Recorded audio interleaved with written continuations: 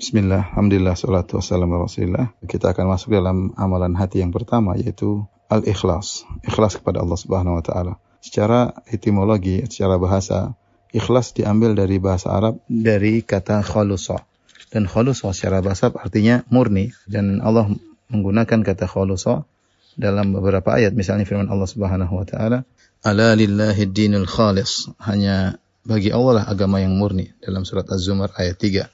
Kemudian juga dalam firman Allah Subhanahu wa taala, "Wa inna lakum fil an'ami la'ibrah nusqikum mimma fi butunihi min baini farthin wa damin labanan khalisan sa'ighal lisyaribin." Dalam surat An-Nahl ayat 66.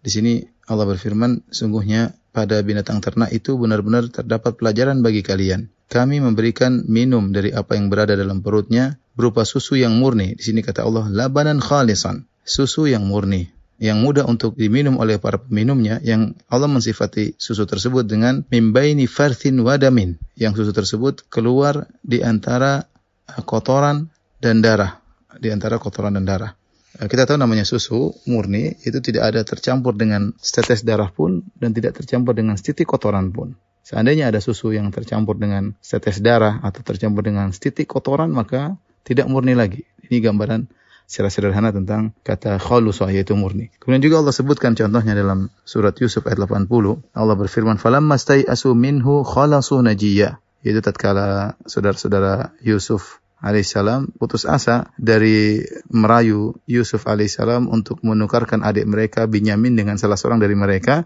kata Allah, khalasu najiyya. Mereka pun menyendiri sambil berunding berbisik-bisik di antara mereka, ya. Khalasu yaitu mereka murni, mereka saja, tidak ada orang lain ikut campur dalam pembicaraan mereka. Dari sini kita tahu namanya khulusu artinya murni. Adapun ikhlas dari akhlasa yukhlisu ikhlasan artinya memurnikan, Yaitu secara sederhana maknanya seorang memurnikan ibadahnya hanya untuk Allah Subhanahu wa taala. Tidak boleh niatnya tercampur dengan selain Allah Subhanahu wa taala. Ya, sebagaimana murninya susu yang tidak tercampur dengan setetes darah pun dan tidak tercampur dengan setitik kotoran pun, demikian juga seorang ketika beribadah kepada Allah niatnya ikhlas, murni karena Allah Subhanahu wa taala. Dia tidak mengharapkan sedikit pun pujian dari manusia, tidak mengharapkan sedikit pun sanjungan dari manusia, karena ketika dia beribadah ternyata dia berharap diakui, disanjung, dihormati, maka sungguhnya niatnya tidak ikhlas lagi. Kalau niatnya tidak ikhlas lagi, maka tidak diterima oleh Allah Subhanahu wa taala ibadahnya. Karena dalam satu hadis qudsi, Allah Subhanahu wa taala berfirman, "Ana aghnas syuraka 'ani syirk." Aku adalah zat yang paling tidak butuh dengan syarikat, ya. Aku tidak ingin diduakan. Kalau bahasa kita, Allah tidak ingin diduakan, Allah tidak ingin disamakan, tidak ingin disyarikatkan. Man amila amalan asyraka fihi ma'iyya ghairi taraktuhu wa syirkahu. Barang siapa yang mengamalkan suatu amalan, ternyata dia mensyarikatkan, mensekutukan Allah dengan selain Allah, kata Allah, ternyata dia mensekutukan aku dengan selain aku, taraktuhu wa syirkahu, maka aku, kata Allah, aku akan meninggalkan dia dan kesyirikannya. Yaitu Allah tidak butuh dengan syarikat. Hadis riwayat Muslim nomor 2985. Dalam riwayat yang lain kata Allah Subhanahu wa taala, "Faman 'amila li 'amalan asyraka fihi ghairi fa ana minhu bari'un wa huwa lilladzi asyrak." Barang siapa mengamalkan suatu amalan ternyata dia mensekutukan aku dengan selainku, yaitu dia menyamakan aku dengan selain aku, fa ana minhu bari', maka aku berlepas diri darinya, wa huwa lilladzi asyrak, dan dia untuk sekutuku. Jadi ini namanya keikhlasan, yaitu seorang beribadah murni hanya untuk Allah Subhanahu wa taala. Karena Allah tidak menerima sekutu. Jadi kalau seorang beribadah 100% hanya untuk Allah Subhanahu wa taala. Seandainya dia beribadah 90% niatnya karena Allah, ternyata 10%-nya untuk disanjung, untuk diakui, untuk dihormati, maka apa kata Allah tadi? Taraktuhu wa syirkahu. Aku tinggalkan dia dengan sekutu yang dia angkat tersebut. Dalam riwayat yang lain tadi, wa huwa lilladzi asyrak. Dia untuk sekutu yang dia sekutukan, ya. Adapun Allah tidak menerima persekutuan. Sebagian salaf mengatakan al-ikhlas alla tatluba ala amalika syahidan ghairallah wala mujaziyan siwa, yaitu ikhlas engkau tidak mengharap dari amalanmu saksi selain Allah, yaitu yang penting yang Allah lihat sudah selesai. Wala mujaziyan siwahu, dan kau tidak berharap pemberi balasan selain Allah Subhanahu wa taala. Oleh karenanya inilah syiar kaum mukminin yang Allah sebut dalam Al-Qur'an, "Innama nut'imukum liwajhillah la nuridu minkum jazaa'a wala syukura." Sungguhnya kami memberi makan kepada kalian karena Allah Subhanahu wa taala. La nuridu minkum jazaa'an wala syukura. Kami tidak butuh dari kalian balasan dan kami tidak butuh terima kasih dari kalian. Sebagaimana dalam surat Al-Insan, ya. Kemudian sebagian salaf juga mengatakan Yang disebut dengan ikhlas adalah nisyanu ru'yatil khalqi bidawamin nazar ilal khaliq, yaitu melupakan pandangan atau penilaian manusia dengan selalu memandang kepada Sang Pencipta, kepada Allah Subhanahu wa taala. Yaitu ikhlas itu artinya sudah dia tidak mengharap apapun dari manusia, tidak mengharap dipandang, tidak mengharap diakui, tidak berharap dikomentari, ya dia benar-benar mengharap dari Allah Subhanahu wa taala. Inilah kira-kira definisi ikhlas, yaitu secara istilah itu seorang memurnikan niatnya ketika beramal soleh hanya untuk Allah Subhanahu wa taala. Dan ini berlaku dalam seluruh ibadah ya. Dalam seluruh ibadah kita harus ikhlas. Ikhlas bukan hanya dalam sekedar ketika sedekah ya. Bukan ketika sholat saja. Dalam segala ibadah kita harus ikhlas. Contohnya sederhananya misalnya dalam menuntut ilmu. Menuntut ilmu harus ikhlas. Ya, bukan untuk diakui oleh kawan-kawan ya, bukan untuk dipuji oleh ustadz atau guru, bukan supaya kalau nilai kita tinggi dalam ujian maka kita diakui oleh panitia misalnya. Nuntut ilmu harus ikhlas kepada Allah Subhanahu wa taala, karena nuntut ilmu adalah ibadah. Contohnya berbakti kepada orang tua, harus ikhlas. Kita menyenangkan hati orang tua, tidak perlu kita cerita ke orang-orang bahwa saya berbakti kepada orang tua, saya yang mengobati orang tua, saya menghajikan orang tua saya mengumrohkan orang tua saya yang enggak perlu. Orang berbakti pada orang tua amalan yang sangat luar biasa, tidak perlu kita mengharapkan pujian dari manusia. Ya. Kemudian juga misalnya masalah dakwah juga perlu keikhlasan. Allah berfirman dalam surat Yusuf 108, "Qul hadhihi sabili ad'u ila Allah ala basiratin ana wa man ittaba'ani wa subhanallahi wa ana minal musyrikin." Katakanlah wahai Muhammad, ini adalah jalanku, ad'u ila Allah, aku menyuruh kepada Allah, ala basirah, di atas ilmu. Ya, jadi seorang berdakwah harus dia menyuruh kepada Allah, bukan menyuruh untuk yayasannya, bukan menyuruh untuk dirinya agar orang berkumpul sama dia. Kalau ada ustadz lain yang rame dia jengkel, dia hasad. Kalau ada grup lain banyak dia cemburu. Enggak, dia beribadah untuk Allah Subhanahu wa taala. Bukan untuk grupnya, bukan untuk yayasannya, bukan untuk pondoknya, bukan untuk majelis taklimnya, tidak. Dia berdakwah untuk Allah, ya, ad'u ilallah. Nah, jadi demikian para ikhwan dan akhwat, bahwasanya ikhlas harus kita usahakan dalam segala bentuk ibadah yang dicintai oleh Allah Subhanahu wa taala. Demikian terlebih dahulu, insyaallah kita lanjutkan pada poin berikutnya. Bismillahirrahmanirrahim. Alhamdulillah, salatu wassalamu ala Rasulillah. Pada kesempatan kali kita akan bahas tentang faedah-faedah dari keikhlasan. Kita telah jelaskan bahwasanya ikhlas adalah ibadah yang agung ya, dan ibadah yang berat ya, perlu perjuangan untuk bisa meraihnya. Kalaupun kita sudah meraihnya juga perlu perjuangan untuk menjaganya. Oleh karenanya syariat menyiapkan banyak faedah bagi orang yang ikhlas.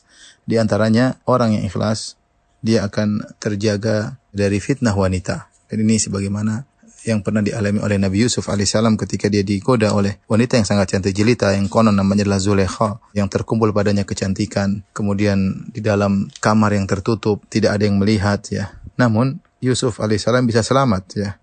Kata Allah Subhanahu wa taala, "Wa laqad hammat bih wa hamma biha laula an ra'a burhana rabbih.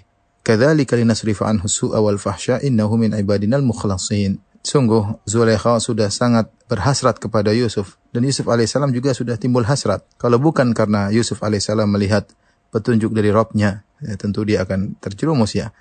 Kadzalika linasrifa anhu su', kata Allah, demikianlah kami ingin memalingkan keburukan wal fahsya dan perbuatan keji dari Yusuf. Kenapa? Allah jelaskan. Kenapa Allah palingkan Nabi Yusuf alaihissalam dari perbuatan keji, perbuatan zina? Innahu min ibadinal mukhlasin. Sungguhnya Yusuf termasuk dari hamba-hamba kami yang terpilih. Dalam sebagian qiraah, innahu min ibadinal mukhlisin. Sungguhnya Yusuf termasuk dari hamba-hamba kami yang ikhlas. Dua qiraah ini tidak bertentangan. Yang pertama, mukhlasin, dia termasuk hamba yang terpilih. Yang qiraah kedua, mukhlisin, karena dia ikhlas. Karena orang yang ikhlas akan terpilih oleh Allah Subhanahu wa taala. Ini yang pertama.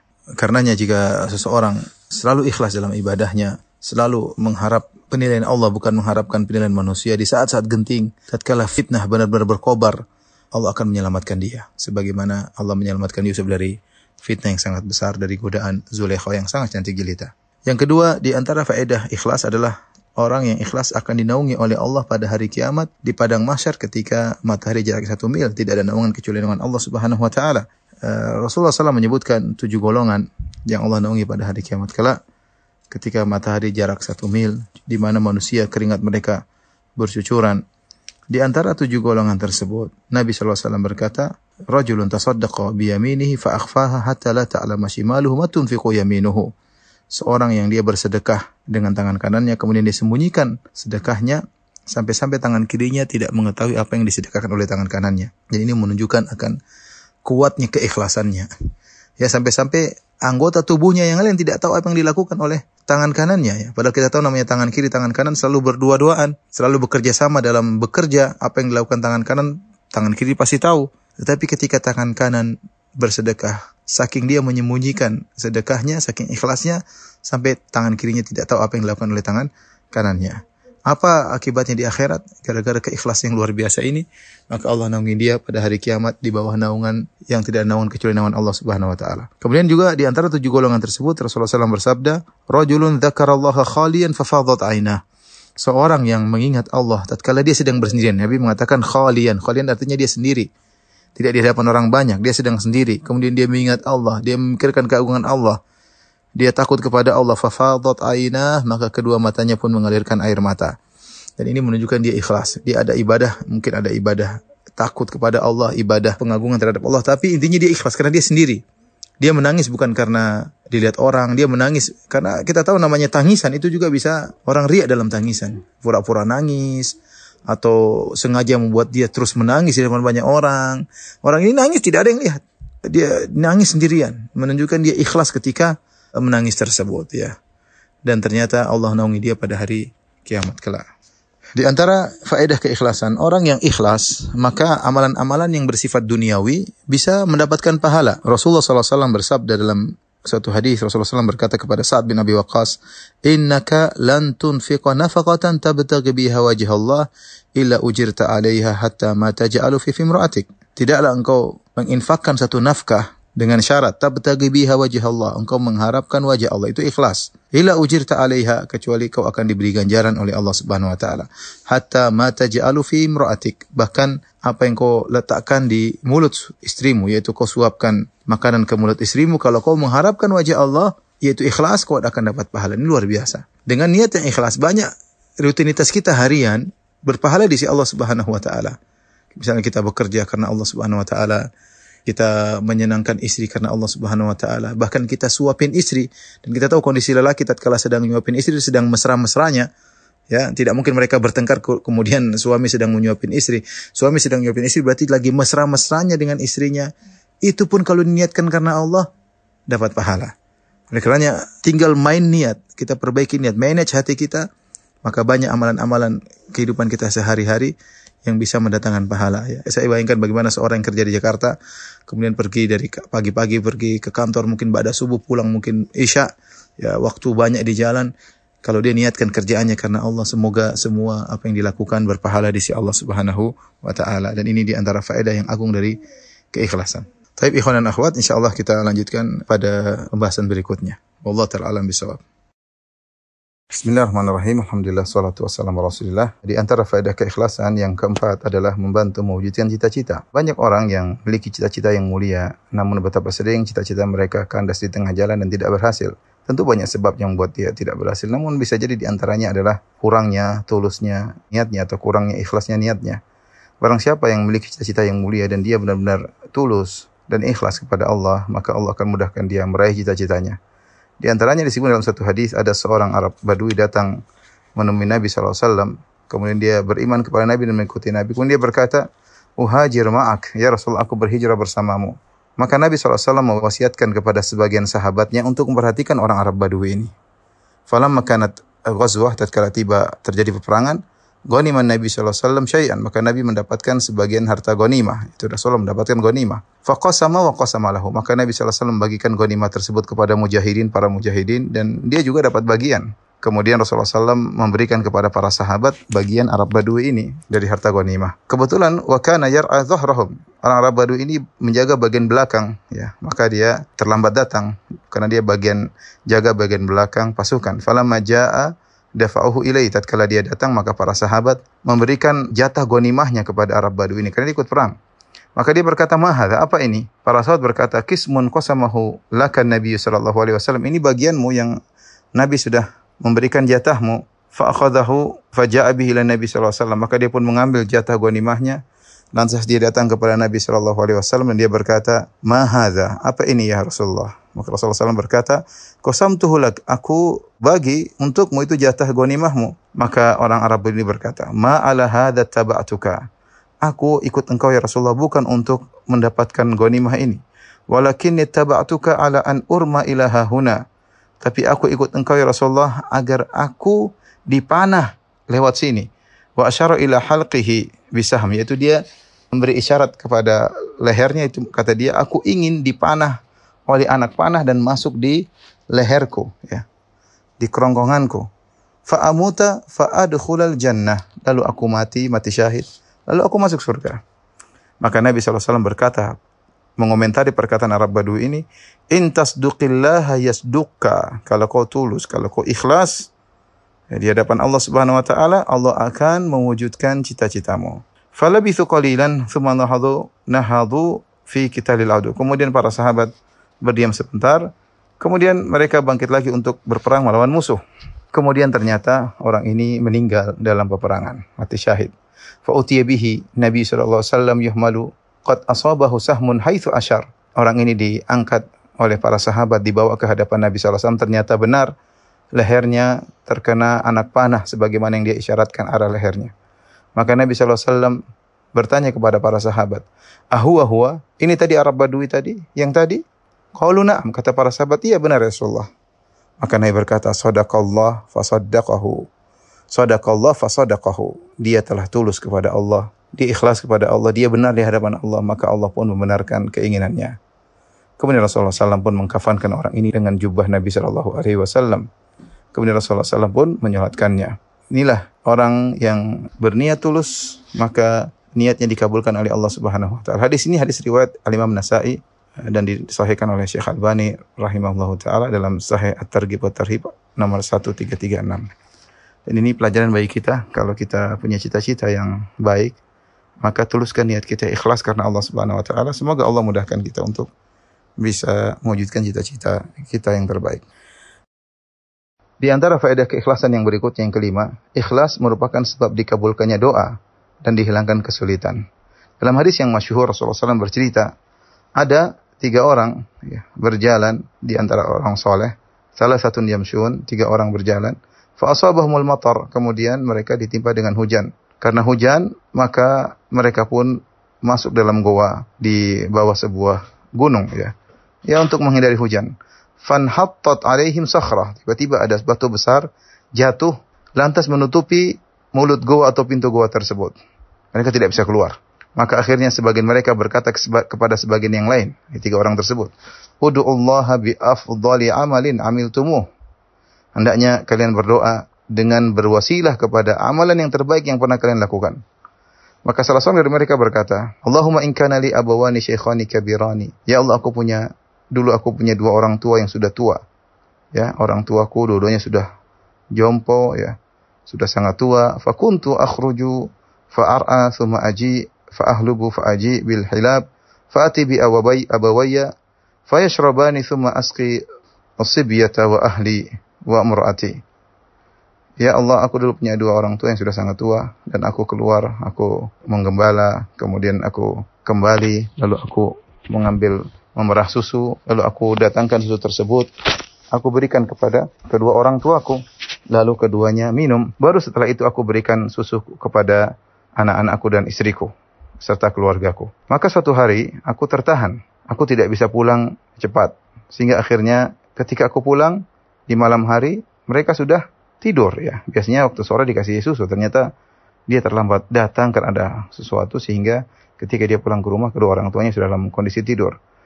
Fakaritu an ukhidhahuma wasibyatu yatadagawna inda rijlayya. Aku enggak suka atau enggak enak membangunkan mereka berdua sementara mereka berdua sudah tidur. Sementara anak-anakku mereka menangis di kedua kakiku.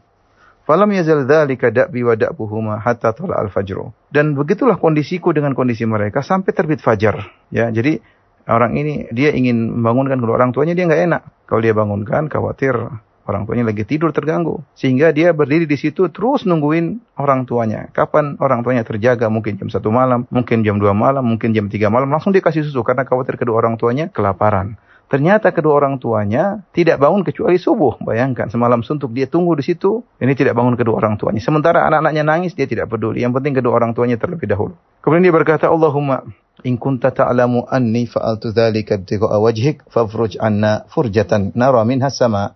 Ya Allah, jika memang aku mengerjakannya karena mengharap wajahmu, karena ikhlas, maka bukalah bagi kami pintu goa sehingga kami bisa melihat langit.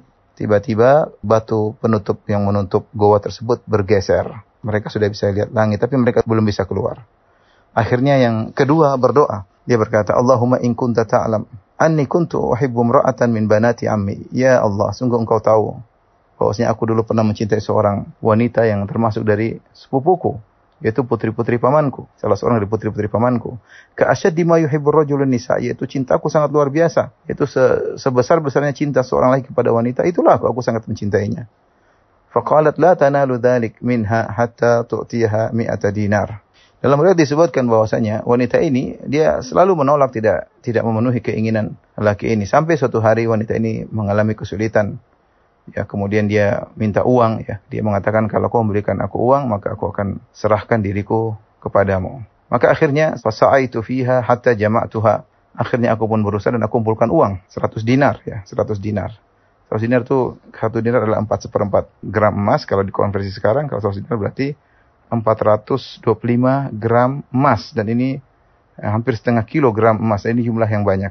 Falamma qa'atu baina rijlaiha, dan sebagaimana dia janjikan menyerahkan dirinya kepadaku jika aku sudah mengumpulkan uang, akhirnya benar. Dia menyerahkan dirinya kepadaku dan aku pun sudah duduk di antara dua kakinya untuk menzinahinya.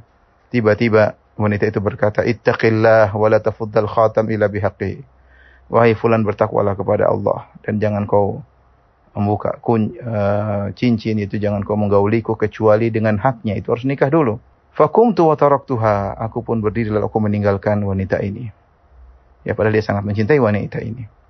Fa in kunta ta'lam anni fa'altu dzalika ibtigha'a wajhik. Ya Allah, kalau kau tahu bahwasanya aku melakukan hal ini karena mengharap wajahmu, yaitu kalau aku ikhlas, kau tahu aku ikhlas meninggalkan wanita itu, padahal sudah di depan mata tinggal aku gauli, dia sudah menyerahkan dirinya, tapi aku tinggalkan dirinya karena Engkau ya Allah, fafruj 'anna furjah, maka bukalah pintu goa.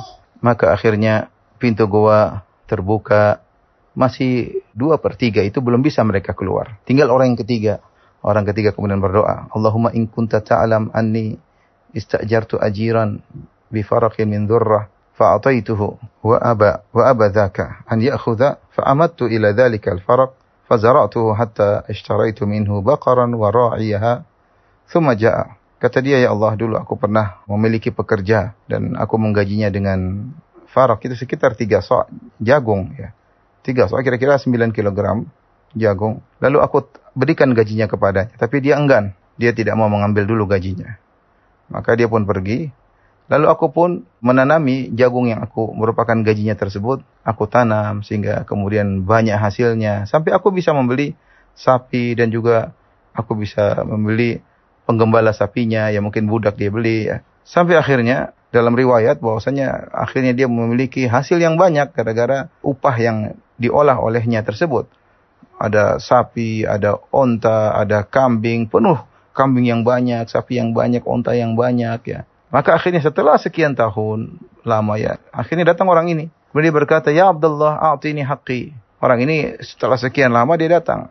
Kata dia, fulan, wahai Abdullah, mana gajiku? Fakultu intalik ila tilkal barqar wa ra'iha. Aku berkata, pergilah ke sapi tersebut dan penggembalanya, ya. Demikian juga dalam riwayat yang lain, lihat itu onta-onta, kemudian sapi-sapi, kambing-kambing, itu adalah milikmu semua. Fa inna halak, itu semua milikmu. Maka orang ini berkata, atas tahzi'u bi, kau ngejek aku. Ya, karena dia tahu gajinya cuma sekitar 9 kilogram jagung. Kenapa tiba-tiba berubah menjadi onta, kambing, dan sapi yang banyak? Fakultu ma astahzi'u bika, walakinna halaka. Aku berkata, itu aku tidak mau ngejekmu, itu semua milikmu. Maka kemudian orang ini berkata, Allahumma in kunta ta'lam anni fa'altu dzalika ibtigha'a wajhik fafruj 'anna fakushif anhum. Dia berkata, ya Allah, jika kau tahu aku melakukannya karena mengharap wajahmu, karena ikhlas, maka bukalah pintu goa. Maka akhirnya pintu goa terbuka, akhirnya mereka berjalan bertiga keluar dari goa tersebut. Orang ketiga juga sangat menakjubkan, ya. Bagaimana dia mengolah harta orang tersebut. dan dia berniat mengolah harta orang tersebut yang cuma sedikit ya. Dan yang tahu niat dia hanya Allah Subhanahu wa taala. Kemudian setelah bertahun-tahun, mungkin entah berapa tahun, sampai kemudian berubah menjadi sapi, menjadi kambing, menjadi onta, ini butuh waktu yang lama. Kemudian datang orang tersebut minta gajinya. Kalau dia niatnya buruk, dia akan bilang, gajimu cuma segini, 9 kilogram jagung. Tapi ternyata tidak, dia jujur, dia tulus, karena dia niatkan mengolah harta ini untuk pekerjanya tersebut, maka dia bilang ambil seluruhnya. Orang ini pun ngambil semuanya, tidak disisakan satu kambing pun, satu onta pun, satu sapi pun kepada dia sebagai tanda terima kasih. Diambil seluruhnya. Ini berat. Maka dia berkata, ya Allah, jika aku melakukan ini ikhlas karena Engkau ya Allah, maka bukalah pintu gua. Ternyata Allah buka. Ternyata mereka bertiga orang-orang ikhlas. Mereka bertawasul dengan amal soleh mereka yang ikhlas. Akhirnya doa mereka dikabulkan. Wallahu ta'ala alam bisawab. Bismillahirrahmanirrahim. Alhamdulillah, salatu wassalamu ala Rasulillah. Faedah keikhlasan yang berikutnya yang keenam, yaitu ikhlas memperbanyak pahala seseorang. Yaitu semakin tinggi ikhlas seseorang, maka pahala seseorang semakin besar. Dan di antara cara dia semakin ikhlas adalah dengan semakin menyembunyikan amalannya. Karena jika amalannya semakin tersembunyi, maka dia semakin jauh dari sebab-sebab riya dan sebab-sebab ujub. Dan dia semakin fokus kepada Allah Subhanahu wa taala. Itu dia berusaha tidak ada yang mengetahui amalannya kecuali Allah Subhanahu wa taala. Di antara dalil akan hal ini banyak sekali, antara dalam Al-Qur'an surat Al-Baqarah 271 kata Allah Subhanahu wa taala, in tubudus shadaqati fa ni'mahi. Kalau kalian menampakkan sedekah kalian maka itu baik, itu sangat baik. Tetapi kata Allah, wa in tukhfuha wa tu'tuha al-fuqara fa huwa khairul lakum. Tapi kalau kalian sembunyikan dan kalian berikan kepada fakir miskin, itu tidak kalian tampakkan ke hadapan banyak orang, fa huwa khairul lakum, maka itu lebih baik bagi kalian. Wa yukaffiru ankum min sayyi'atikum, dan Allah akan menghapuskan dosa-dosa kalian. Wallahu bima ta'maluna khabir, kata Allah, Allah tahu apa yang kalian lakukan. Itu sedekah yang kalian tampakkan, Allah tahu. Demikian juga sedekah yang kalian sembunyikan, Allah juga tahu ya. Dan yang sedekah yang disembunyikan itu pahalanya lebih besar. Demikian juga kata Nabi sallallahu alaihi wasallam, shadaqatus sir tudfi ghadabar rabb. Bahwasanya sedekah yang dilakukan secara diam-diam akan meredamkan kemurkaan Allah Subhanahu wa taala. Dan kita sudah sebutkan pada faedah yang sebelumnya, yaitu di antara orang yang dinaungi oleh Allah Subhanahu wa taala itu orang yang bersedekah dengan tangan kanannya kemudian disembunyikan sehingga yang tangan kirinya pun tidak mengetahui apa yang dia sedekahkan. Di antara dalil atau nas tentang akan hal ini, hadis Nabi sallallahu alaihi wasallam yang disahihkan oleh Syekh Albani rahimahullah taala. Nabi sallallahu alaihi wasallam bersabda, "Salatul rajuli tatawwu'an haitsu la yarahun nas ta'dilu salatahu ala ayunin nas 25." Salat sunnah seseorang yang dia lakukan tidak dilihat oleh orang lain, maka ini pahalanya 25 kali lipat dari salat sunnah yang dia kerjakan kalau dilihat oleh orang lain. Dalam lafal yang lain Rasulullah SAW mengatakan, "Tatawwu'ur rajuli fi baitihi yazidu ala tatawwu'ihi 'indan nas ka fadli salatir rajuli fi jama'atin ala salatihi wahdahu." Maknanya sama, yaitu salat sunnah seseorang yang dikerjakan di rumahnya, pahalanya lebih besar daripada kalau dia salat sunnah di hadapan banyak orang. Seperti apa perbandingannya? Seperti salat berjamaah dengan salat sendirian. Kita tahu salat berjamaah ada dibandingkan dengan salat sendirian 25 kali lipat ya. Maka ini hadis menunjukkan bahwasanya seorang semakin ikhlas, pahalanya semakin besar di sisi Allah Subhanahu wa taala. Di antara faedah keikhlasan yang sangat agung, yaitu orang semakin ikhlas, maka dia adalah orang yang paling bahagia dalam meraih syafaat Nabi sallallahu alaihi wasallam pada hari kiamat kelak. Hal ini berdasarkan hadis yang diriwayatkan oleh Imam Bukhari dari Abu Hurairah radhiyallahu anhu. Beliau berkata, "Ya Rasulullah, man as'adun nasi bi syafa'atika yaumil qiyamah?" Ya Rasulullah, siapakah orang yang paling bahagia, as'ad itu orang paling bahagia yang mendapatkan syafaat engkau pada hari kiamat kelak? Maka Nabi SAW menjawab, as'adun nasi bi syafa'ati yaumil qiyamah, orang yang paling bahagia meraih syafaatku pada hari kiamat, man qala la ilaha illallah khalisan min qalbih. Itu seorang yang mengucapkan la ilaha illallah dan dia ikhlas, itu khalisan min qalbihi, tulus dari hatinya. Maka jelas pada hadis ini Nabi mengatakan bahwasanya orang yang paling berhak memperoleh syafaat Nabi pada hari kiamat adalah yang paling tinggi tauhidnya dan yang paling tinggi keikhlasannya. Perhatikan di sini Abu Hurairah bertanya, man as'adun nas, yaitu siapa yang paling bahagia. Yaitu ada kata isim tafdhil, yaitu siapa yang paling bahagia. Dan Nabi juga menjawab sama, as'adun nasi, yang paling bahagia mendapatkan syafaatku. Ini menunjukkan bahwasanya orang-orang yang meraih syafaat Nabi SAW bertingkat-tingkat. Semua orang yang ikhlas, maka dia akan meraih syafaat Nabi SAW. Tetapi semakin ikhlas seseorang, maka dia akan meraih bagian yang paling besar dari syafaat Nabi SAW. Oke, dalam hadis kata Nabi SAW, likulli nabiyyin da'watun mustajabah. Setiap Nabi memiliki doa yang terkabulkan. wa inni ikhtaba'tu da'wati, dan aku menyisakan doaku untuk hari kiamat kelak, syafa'atan li ummati yaumal qiyamah. Doa tersebut aku akan jadikan syafaat bagi umatku pada hari kiamat. Kemudian kata Nabi sallallahu alaihi wasallam, wa hiya na'ilatun insyaallah man mata min ummati la yusyriku billahi syai'a. Maka syafaatku insyaallah akan mengenai seluruh umatku yang meninggal tidak berbuat syirik sama sekali. Ya, jadi kalau ingin meraih syafaat harus ikhlas, dan semakin ikhlas maka semakin bahagia meraih syafaat Nabi sallallahu alaihi wasallam.